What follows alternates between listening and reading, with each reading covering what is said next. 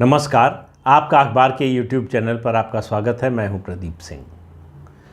देशद्रोह कानून, राजद्रोह कानून, सेडिशन लॉ जो है कॉन्स्टिट्यूशन का आर्टिकल 124A, उसको हटाने का फैसला, उसको स्थगित करने का फैसला सुप्रीम कोर्ट ने सुनाया। अब ये मामला सीधे सीधे जो है कानूनी या संवैधानिक लगता है।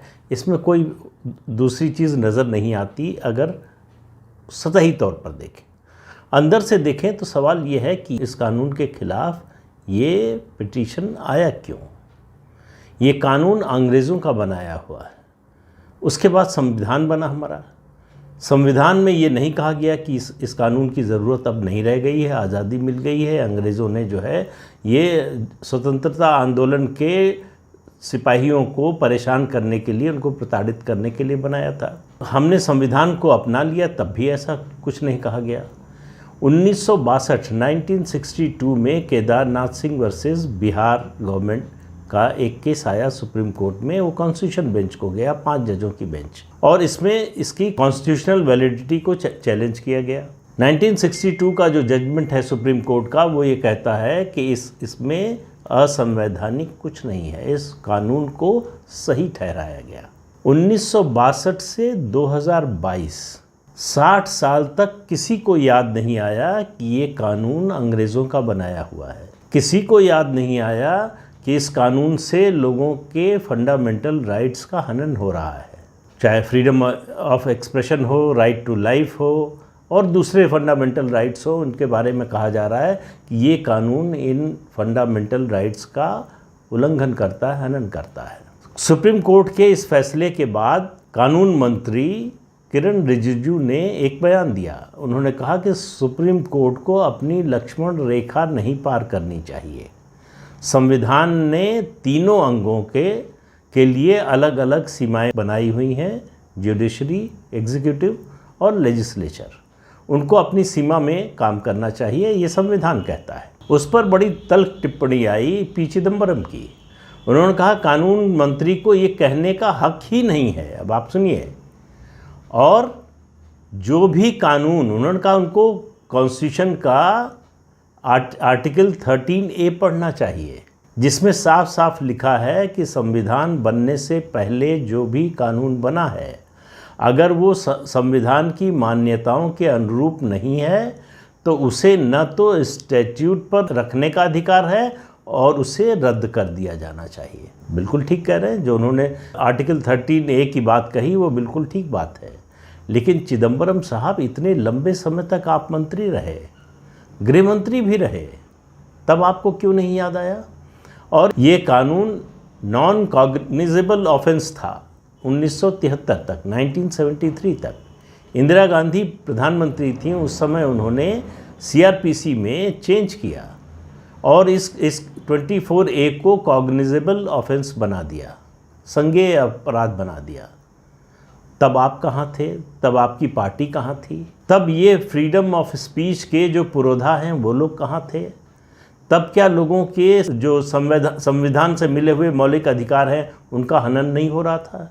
ये कानून 2014 के बाद अचानक कैसे संविधान से मिले मौलिक अधिकारों का हनन करने लगा? क्योंकि इस कानून के तहत कार्रवाई शुरू हुई, उससे पहले भी हो रही थी। और अभी भी आप देखिए, जो लोग विरोध कर रहे हैं, मतलब हास्यास्पद और शर्मनाक, 2 ही शब्द इस्तेमाल किए जा सकते हैं।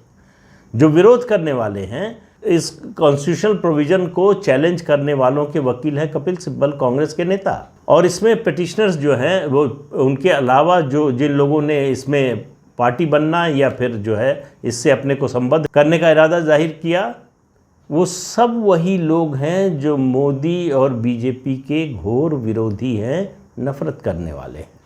उन सब को लग रहा है कि ये कानून हटवाकर वो कोई लोगों के मौलिक अधिकार की रक्षा नहीं कर रहे हैं। उनको लग रहा है कि मोदी को हम हरा रहे हैं। उनको लग रहा है कि मोदी को इससे बड़ा जो है झटका दे रहे हैं। इसलिए उनको बड़ी खुशी है जो फैसला किया है सुप्रीम कोर्ट ने।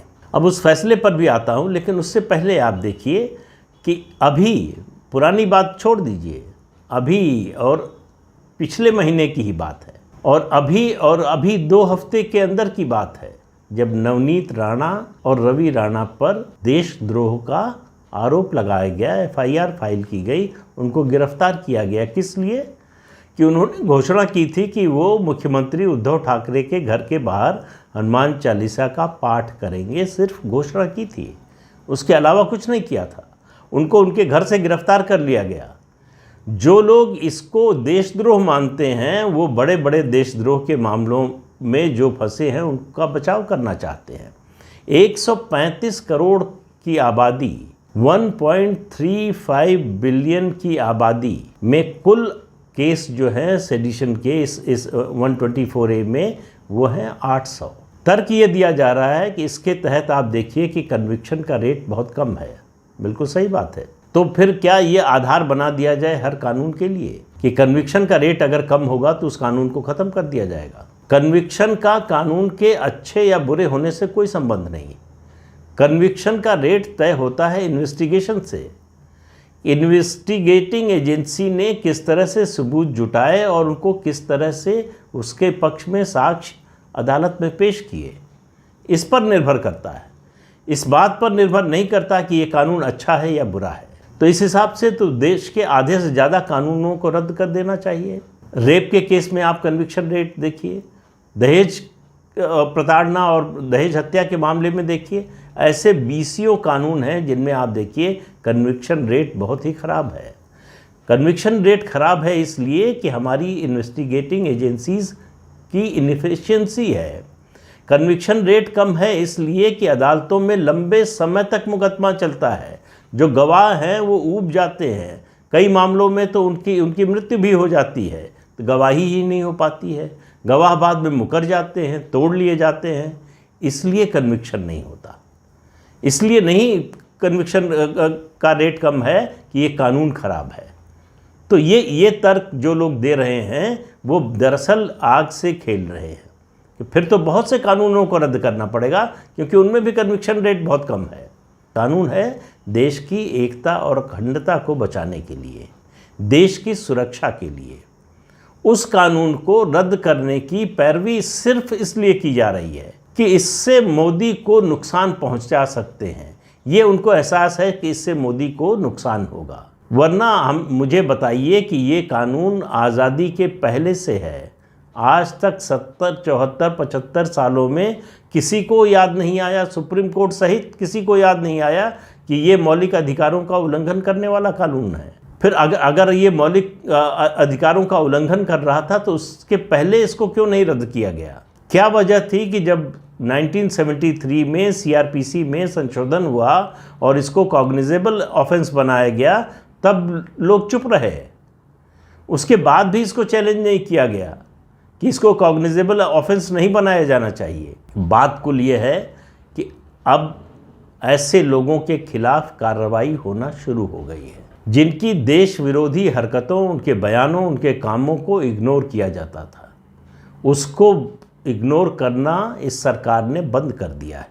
समस्या इस सरकार से यही है कि वो देशद्रोहियों, देश विरोधियों के खिलाफ कार्रवाई क्यों कर रही है।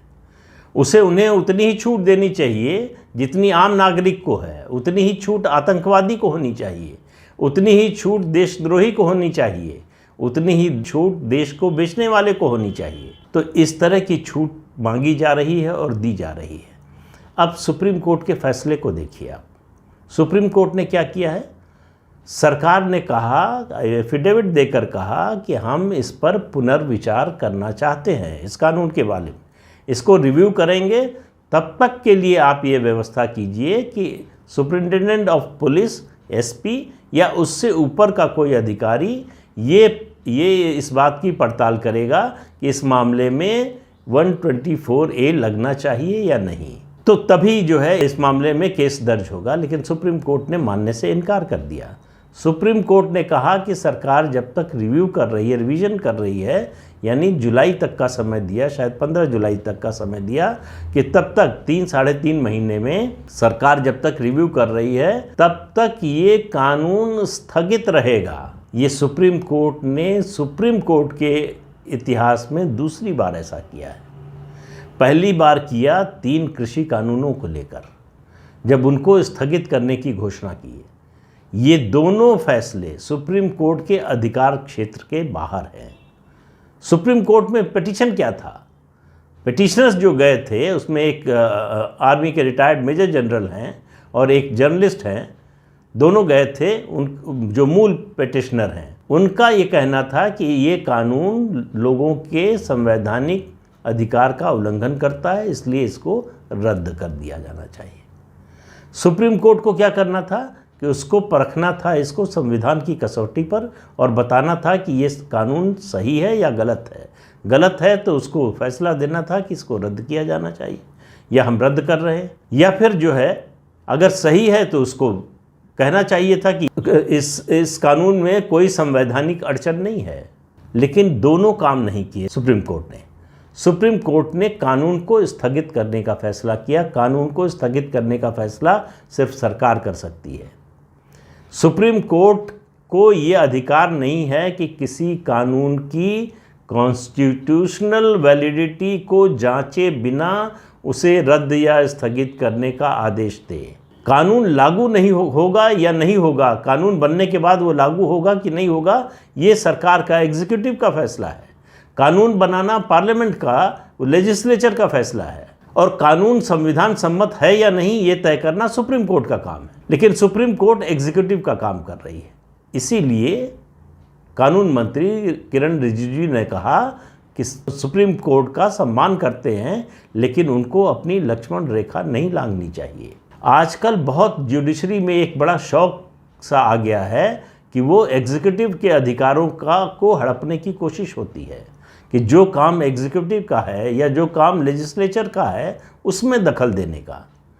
सुप्रीम कोर्ट को क्या अधिकार है ये संविधान में बड़े स्पष्ट रूप में लिखा हुआ है। उसके बावजूद ये घटनाएं लगातार हो रही हैं। ये दूसरी बार, और पिछले 2-2.5 सालों के बीच में दूसरी बार हो रहा है जब सुप्रीम कोर्ट ने किसी कानून को स्थगित करने का आदेश दिया है। अब ये सवाल इस सरकार से किए जा रहे हैं, प्रधानमंत्री नरेंद्र मोदी और भारतीय जनता पार्टी की सरकार से, कि ये अंग्रेज़ों के ज़माने का कानून आप क्यों रखे हुए हैं। उस सरकार से सवाल हो रहा है जिसने पिछले 8 साल में 1,500 कानून रद्द किए हैं और एक में भी सुप्रीम कोर्ट या हाई कोर्ट ये नहीं कह पाया कि सरकार ने ये गलत किया है। जो कानून संविधान सम्मत नहीं हैं, जो ऑब्सोलीट हो चुके हैं, जिनकी ज़रूरत नहीं है, जो लोगों को बेकार परेशान करने वाले हैं, जो अंग्रेज़ों के ज़माने से थे और उनकी ज़रूरत नहीं थी, उन सब कानूनों को इस सरकार ने रद्द किया है। उसके अलावा हमारा तो पूरा सीआरपीसी और आईपीसी अंग्रेज़ों के ज़माने का है। बीच बीच में संशोधन जरूर होते रहे हैं लेकिन ये कानून बना ही अंग्रेज़ों के समय था। तो फिर इसको रद्द करने पर, इसको ख़त्म करने पर, नया कानून बनाने पर 74-75 साल तक विचार क्यों नहीं हुआ?